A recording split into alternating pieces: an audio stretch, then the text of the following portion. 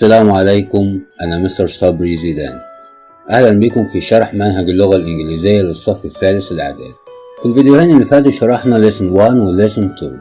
في الفيديو ده هنشرح lesson 3 4 and 5. لو مش مشترك في القناة اشترك عشان توصلك فيديوهاتنا أول بأول. هنبتدي بالفوكابس. دولفين، dolphin، dolphin. اقتراحات suggestions، suggestions.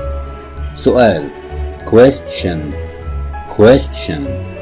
اتجاهات directions، directions. أماكن جذب attractions، attractions. توصيات recommendations، recommendations. عالم آثار archaeologist، archaeologist. يعد count، count. نشرة إعلانية brochure، brochure. يشجع encourage، encourage. مواقع قديمة ancient sites، ancient sites. ممثل actor، actor. ممتلكات possessions، possessions. مساعد assistant، assistant. جواز سفر passport، passport. صوت أو يبدو sound، sound. يوصي recommend، recommend. جولة tour، tour.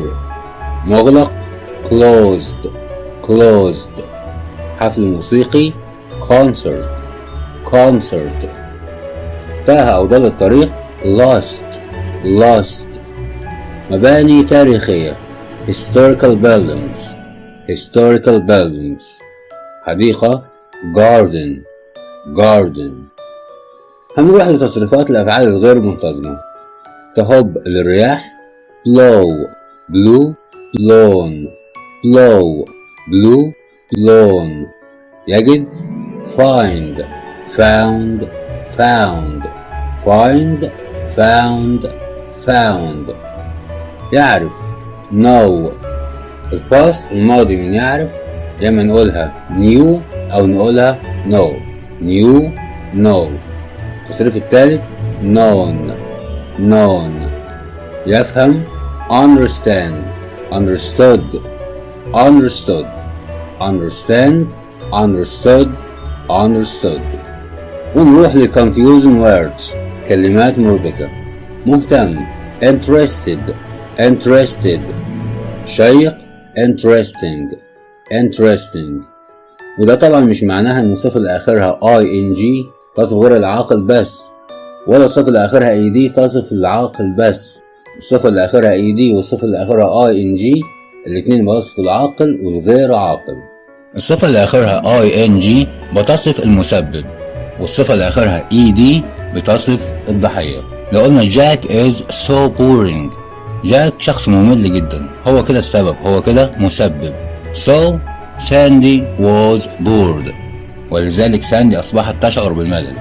يبقى ساندي هنا هي الضحية، الصفة بتاعتها خدت ed. أما صفة السبب أو المسبب كان في آخرها ing. Jack is so boring so Sandy was bored. يتعلم learn، learn. يدرس أو يعلم teach، teach. ضعيف weak، weak. أسبوع week، week. بمفرده alone، alone. وحيد lonely، lonely. رغيف loaf، loaf. ورقة شجر leaf، leaf. ونروح للword والopposite. هنروح للكلمة وعكسها. حريص careful، careful. مهمل careless، careless، careless. مشهور famous، famous. غير معروف unknown، unknown. دافئ warm، warm. بارد cool، cool. أسفل below، below. فوق above، above. ونروح بعد كده للprepositions. يدفع ثمن pay for pay for. يمشي بعيدا walk away walk away.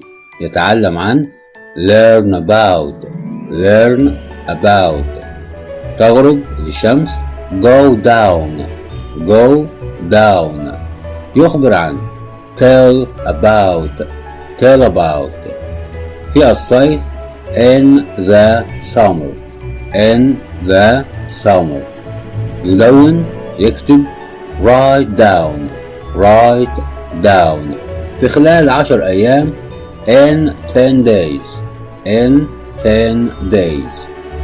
بعد كده هنخش على الاكسبريشنز التعبيرات. عايزين نفرق بين go shopping و do the shopping. go shopping يذهب للتسوق، لكن يقوم بالتسوق do the shopping. نلاحظ ان مع الفيرب do بتيجي أداة التعريف the قبل كلمة shopping، بنقولها do the shopping. لكن يذهب للتسوق go الفعل بعدها مضاف ليه ing مباشرة. go shopping. give recommendations. هذا يبدو جيدا. that sounds good. يقضي يوم جميل أو وقت جميل. have a good day. يستريح take a break. visit يزور. والكلمات أو nouns اللي بتيجي بعد الفيرب visit sites يزور مواقع. visit a garden يزور حديقة. visit a bazaar يزور بازار. visit a town يزور مدينة. visit historical places يزور أماكن سياحية. visit historical places. ونروح للفيرب go ونشوف ايه الناونز الأسماء اللي بتيجي معاه. go shopping يذهب للتسوق go shopping. go for a walk يذهب للتمشية go for a walk. go on a tour يذهب في جولة go on a tour. يذهب إلى حفل موسيقي go to a concert يذهب إلى الريف go into the country. دلوقتي هنفرق بين الفيرب lose والفيرب miss. lose معناها يفقد شيء، يضيع شيء، يضل الطريق، يتوه، يخسر ماتش. أما miss يفوت وسيلة مواصلات، يفوت الأتوبيس مثلا، أو يوحشه حد، يفتقد شخص. examples أمثلة. I lost my pen أنا فقدت قلمي. I will buy another one أنا سوف أشتري آخر. I lost my pen I will buy another one. My friend was lost in the zoo last week. صديقي فقد أو تاه في الحديقة last week الأسبوع الماضي. My friend was lost in the zoo last week. I missed the bus so I took a taxi. I missed the bus فاتني الأتوبيس so I took a taxi ولذلك استقليت تاكسي. I missed the bus so I took a taxi. نشرة brochure. أما كتاب إرشادي guide book. brochure نشرة، guide book كتاب إرشادي. examples tourist brochures encourage tourists to visit the pyramids. النشرات السياحية تشجع السياح لكي يزوروا الأهرامات. tourist brochures encourage tourists to visit the pyramids. I use a guidebook. أنا استخدمت كتاب إرشادي to get around London easily لكي أتجول في لندن بسهولة. I use a guidebook to get around London easily. هنبدأ جملة ب it's وهيجي بعد منها يا إما a أو the. بعد كده هتيجي adjective هتيجي صفة plus noun زائد اسم plus to plus infinitive زائد to زائد المصدر. It's the best place to buy your food. إنه المكان الأفضل the best to buy your food لكي تشتري طعامك. It's the best place to buy your food. إنه المكان الأفضل. ليه بنقول الأفضل؟ عشان بنقول the best. It's a good place to swim. إنه مكان جيد لكي تسبح. هنا استخدمنا it's a وصفة. It's a good place to swim. What is the best place to buy books؟ ما هو المكان الأفضل لشراء كتب؟ What's the best place؟ المكان الأفضل the best place. ودلوقتي هنفرق بين recommend يوصي، suggest يقترح، advise ينصح. يبقى recommend يجي بعد منها noun اسم أو جملة فاعل وفاعل أو فعل مضاف ليه ing. Example: I recommend a tour with a guide. أنا بوصي برحلة مع مرشد. هنا جه بعد recommend a tour، ده كان noun. I recommend a tour with a guide. Another example: I recommend that. ممكن استخدمها وممكن مستخدمهاش. بيجي بعدها جملة فاعل وفاعل. You buy a guide book. الفاعل you والفاعل buy. أنا بوصي إنك تشتري كتيب إرشادي. I recommend that you buy a guide book.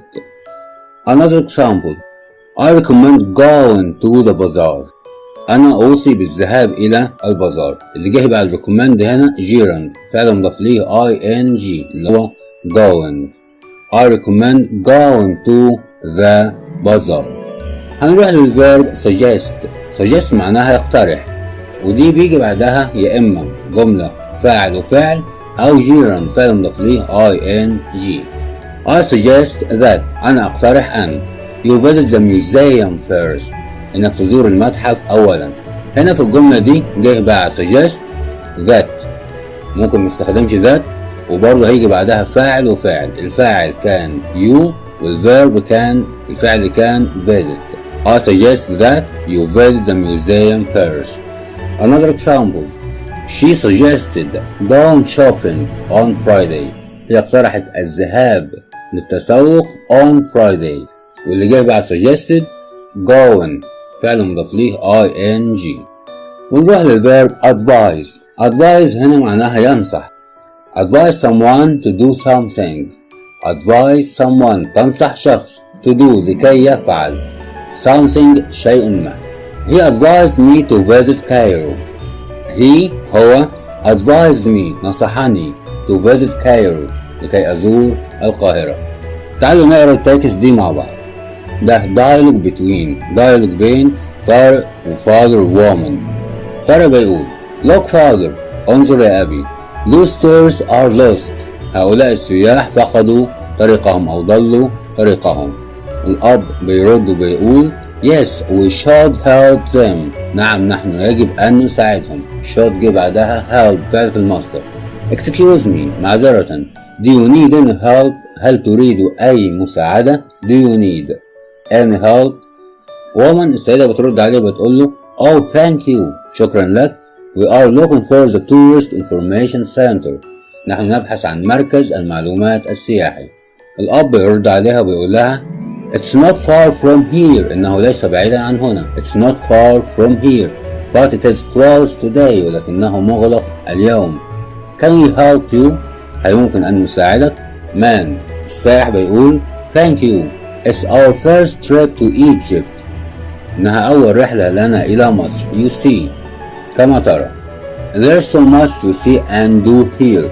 هناك الكثير لنراه ونفعله هنا. we don't know نحن لا نعرف what to do first ماذا يجب أن نفعل أولا.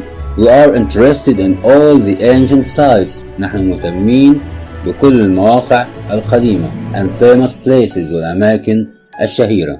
where do you suggest we start؟ أين تقترح أن نبدأ؟ where do you suggest we start؟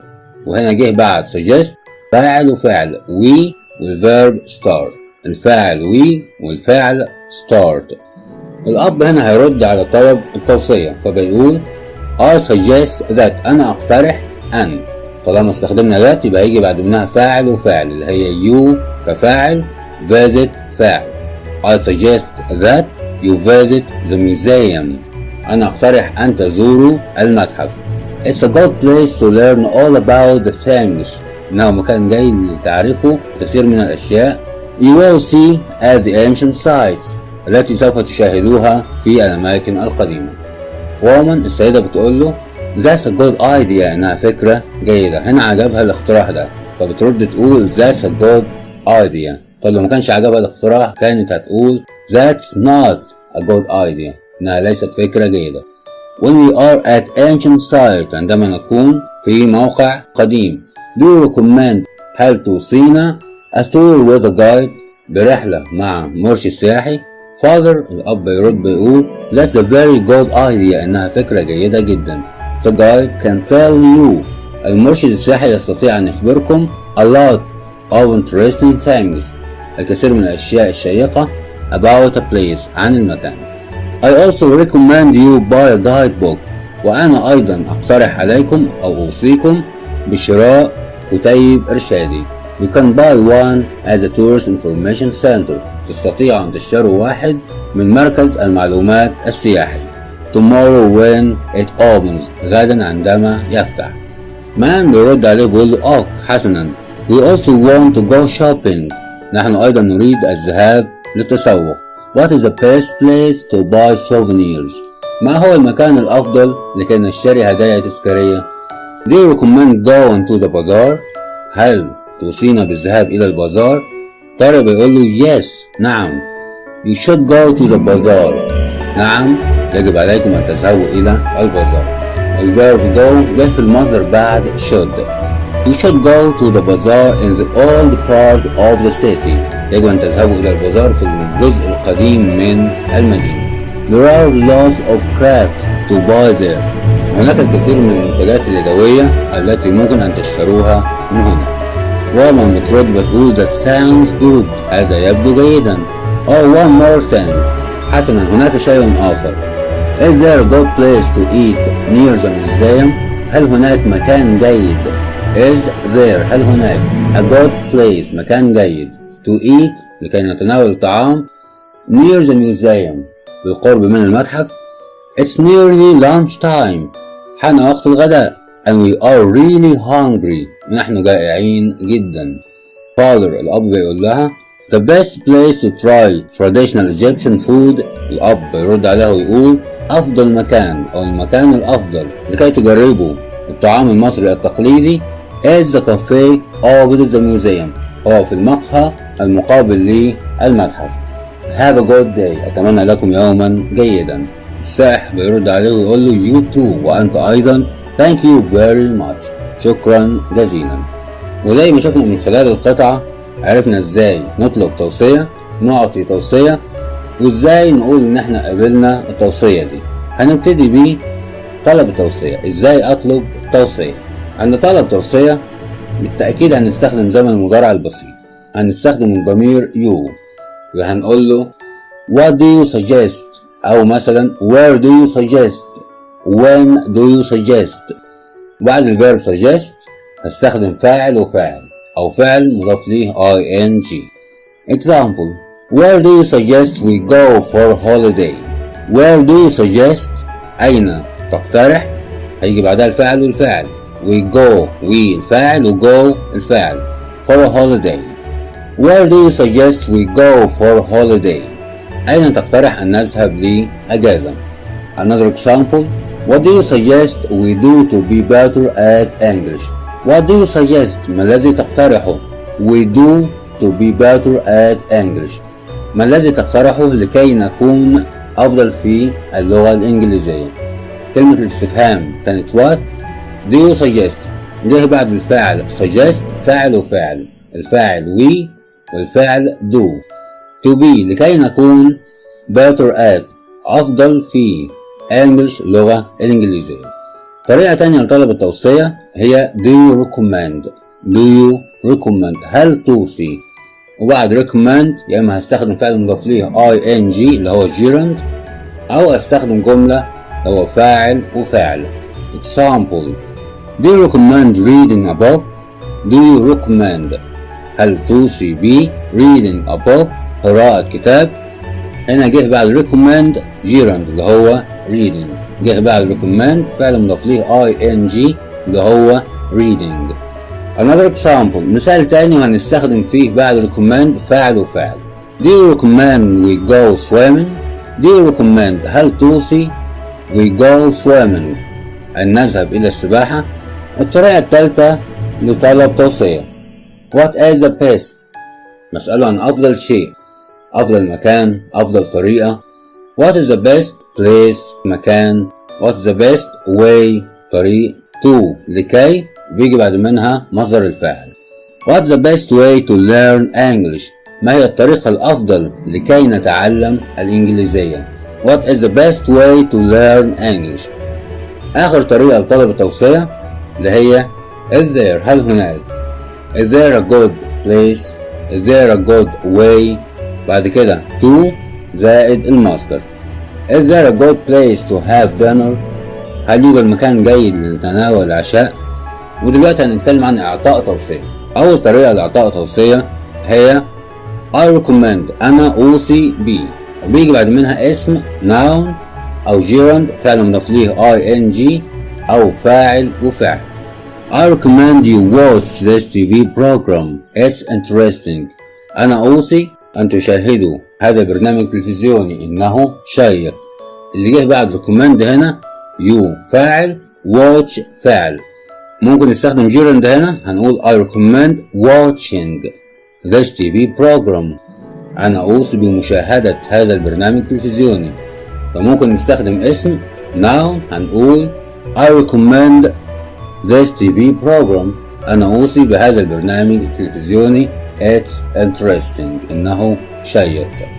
الطريقة الثانية لإعطاء توصية I suggest أنا أقترح، بيجي بعد منها gerund فعل مضاف ليه ing أو فاعل وفاعل.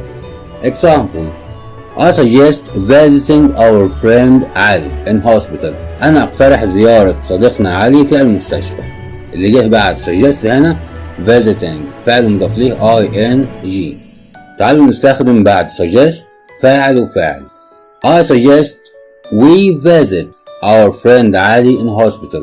أنا أقترح أن نزور صديقنا علي في المستشفى. اللي جه بعد suggest we فاعل visit verb فاعل. الطريقة الثالثة لإعطاء توصية وهي the best place. Example the best place to go shopping is خان الخليلي. المكان الأفضل للتسوق هو خان الخليلي. the best place أفضل مكان أو المكان الأفضل to go shopping للذهاب للتسوق is يكون خان الخليلي. آخر طريقة لإعطاء توصية بسيطة جدا. فاعل can وبعدها مصدر الفعل. You can أنت تستطيع أن. You can plus infinitive أنت تستطيع وبعدها المصدر من غير to. You can buy a guidebook at the tourist information center. أنت تستطيع أن تشتري كتيب إرشادي من مركز المعلومات السياحي. You can have dinner in this restaurant. تستطيع أن تتناول عشاء في هذا المطعم. وهنروح لقبول التوصيات. إزاي أقبل توصية؟ ممكن أقول حسنا أو أقول that's a good idea إنها فكرة جيدة. that's a good idea. وبكده نكون وصلنا لنهاية درس النهاردة. لو في أي نقطة محتاجة توضيح اكتبوها لي في الكومنتات وأنا هشرحها من تاني. لو مش مشترك في القناة اشترك عشان توصلك فيديوهاتنا أول بأول. بتمنى لكم التوفيق. السلام عليكم.